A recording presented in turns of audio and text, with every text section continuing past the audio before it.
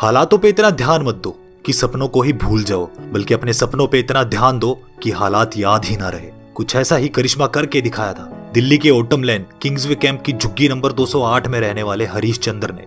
जिंदगी कांटों का सफर है, हौसला इसकी पहचान है। रास्ते पर तो सभी चलते हैं, जो रास्ता बनाए वही तो महान है। ये प्रेरणा है उन तमाम लोगों के लिए जो हालातों के सामने घुटने टेक देते हैं। ये एक एहसास है उन गरीब नौजवानों के लिए जो बनना तो बहुत कुछ चाहते हैं, पर हीन भावना के चलते उन्हें लगता है कि वो बहुत छोटे हैं। ये कहानी है एक जिद की, ये दास्ता है एक जुनून की, ये कोशिश है सपने देखने और उन्हें पूरा करने की। ये मिसाल है उस जज्बे की जिसने झुग्गी बस्ती में रहने वाले मजदूर के बेटे को आईएएस अफसर बना दिया। पिता दिहाड़ी मजदूर, माँ दूसरों के घर में जाकर काम करने वाली बाई। कोई और होता तो शायद कभी का बिखर गया होता, लेकिन दिल्ली के 21 साल के हरीश चंद्र ने इन्हीं हालातों में पहले ही प्रयास में आईएएस परीक्षा में 309वीं रैंक हासिल की थी। चलिए शुरू करते हैं कहानी संघर्ष की, हरीश चंद्र की जुबानी। मैंने संघर्ष की ऐसी काल कोठरी में जन्म लिया जहां हर चीज के लिए जद्दोजहद करनी पड़ती थी।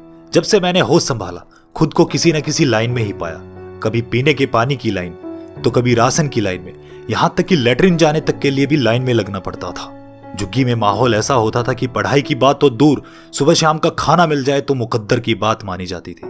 पापा दिहाड़ी मजदूरी करते थे, कभी कोई काम मिल जाए तो रोटी नसीब हो जाती थी, नहीं तो घर पर रखे चने खाकर सोने की हम सभी को आदत थी। झुग्गी में जहां पीने का पानी मैसर नहीं होता वहां लाइट की सोचना भी बेईमानी है। झोपड़ी की हालात ऐसी कि गर्मी में सूरज, बरसात में पानी और सर्दी में ठंड का सीधा सामना हुआ करता था। मेरे माँ बाबा अनपढ़ है, लेकिन उन्होंने मुझे और मेरे 3 भाई बहनों को पढ़ाने की हर संभव कोशिश की। लेकिन जिस घर में 2 टाइम का खाना जुटाने के लिए भी मशक्कत करनी होती हो, वहां पढ़ाई कहां तक चल पाती। घर के हालात देख के मैं एक किराने की दुकान पर काम करने लगा, लेकिन इसका असर सीधा मेरी पढ़ाई पर पड़ा। 10वीं में मैं फेल होते होते बचा। उस दौरान एक बार तो मैंने हमेशा के लिए पढ़ाई छोड़ने की सोच ली, लेकिन मेरी माँ, जिन्हें खुद अक्षरों का ज्ञान नहीं था, वो जानती थी कि ये अक्सर ही उसके बेटे का भाग्य बदल सकते हैं। माँ ने मुझे पढ़ाने के लिए दुकान से हटाया और खुद दूसरों के घरों में झाड़ू पोछा करने लगी। उनके कमाए पैसों को पढ़ाई में खर्च करने में मुझे एक अजीब सा जोश आता था। एक एक मिनट को भी इस्तेमाल करता था। मेरा मानना है कि अगर आपको किसी काम में पूरी तरह से सफल होना है तो आपको उसके लिए पूरी तरह समर्पित होना पड़ेगा। 1% भी लापरवाही आपकी पूरी जिंदगी के लिए नुकसानदायक साबित हो सकती है।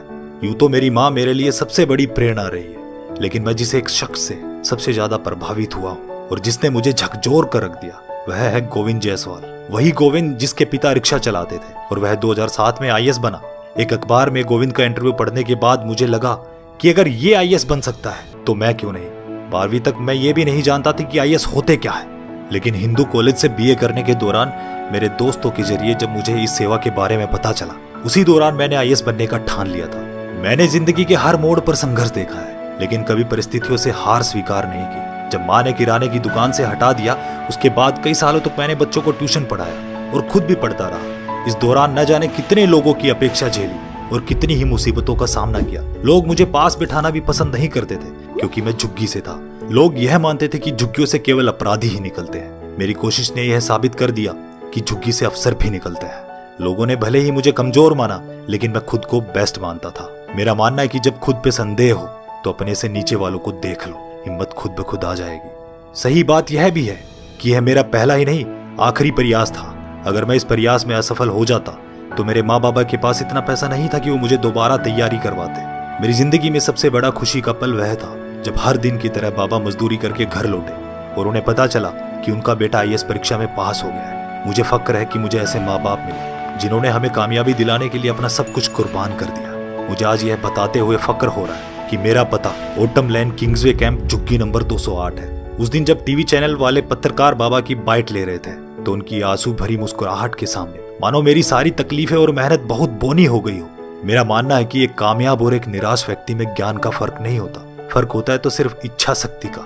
हालात कितने भी बुरे क्यों ना हो, घनघोर गरीबी हो, बावजूद इसके अगर आपकी व्हील पावर मजबूत हो, आप हर हाल में कामयाब होने की सनक सवार रखते हो, तो दुनिया की कोई भी ताकत आपको सफल होने से नहीं रोक सकती। वैसे भी जब हम कठिन कार्यों को चुनौती के रूप में स्वीकार करते हैं और उन्हें खुशी और उत्साह से करते हैं तो चमत्कार होते हैं।